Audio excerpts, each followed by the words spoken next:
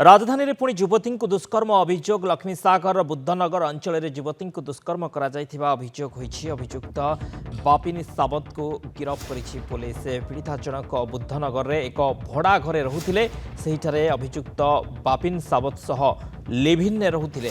पीड़िता जनक अभियुक्त बापिन नारे दुष्कर्म अभियोग आनिछन्ति। तांको बिना इच्छारे तांको सह बापिन जोर जबरदस्त दुष्कर्म करथिबा नै लक्ष्मीसागर थाना रे लिखित अभियोग करथिले। अभियोग पाइबा परे बापिन को गिरफ्त करिछि लक्ष्मीसागर थाना पुलिस। अभियुक्त बापिन सावत घर ब्रह्मपुर बड़बजार अंचल रे बोली जणा पड़िछि।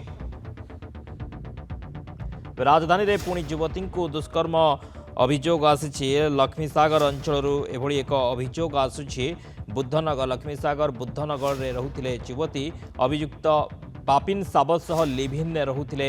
युवती जनक बापिन सावत युवती को दुष्कर्म करथिबा नै युवती अभियोग करिसंती। लक्ष्मीसागर थाना रे लिखित अभियोग पर अभियुक्त को गिरफ्त करा जायछि। मानस महापात्र भुवनेश्वर वरिष्ठ रिपोर्टर फोन लाइन जोड़ी होइछन्ती। मानस पुणी राजधानी दुष्कर्म अभियोग आसुछि।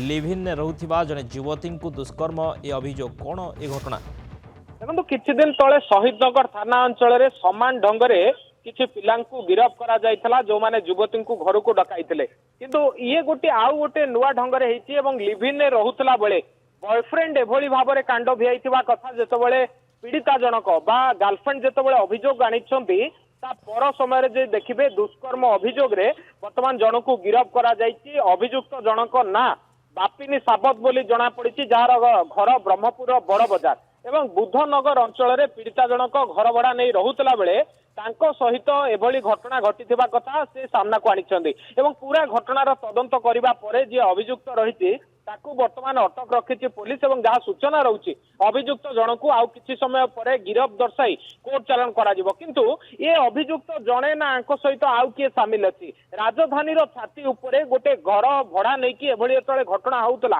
पीड़िता जनक पूर्वरु जदि जानिथिले से अभियोग काई करू नथिले ना पछिरे आउ किछि ट्विस्ट अछि। ए सब को जानिबा पई वर्तमान जे अभियुक्त जनक रहिछि ताकू अटक रखा जायछि। जे पीड़िता रहिछन्ति तांको वर्तमान पचरा उचरा करा जायछि। तांकर बयान रेकर्ड करा जायछि। ता सहित एथिरे शामिल थिबा अन्य किछि लोक जो मानकर सीडीआर रिपोर्ट आधारे सेमानंको मध्य पचरा उचरा करूछि पुलिस एवं जदि काहार दोष प्रमाणित हुए तांको शीघ्र कोर्ट चालान करा जिवो बोली जे लक्ष्मीसागर थानाधिकारी अछन्ति से वर्तमान सूचना दैछन्ति। शक्ति ओके बहुत बहुत धन्यवाद मानस समस्त सूचना पे।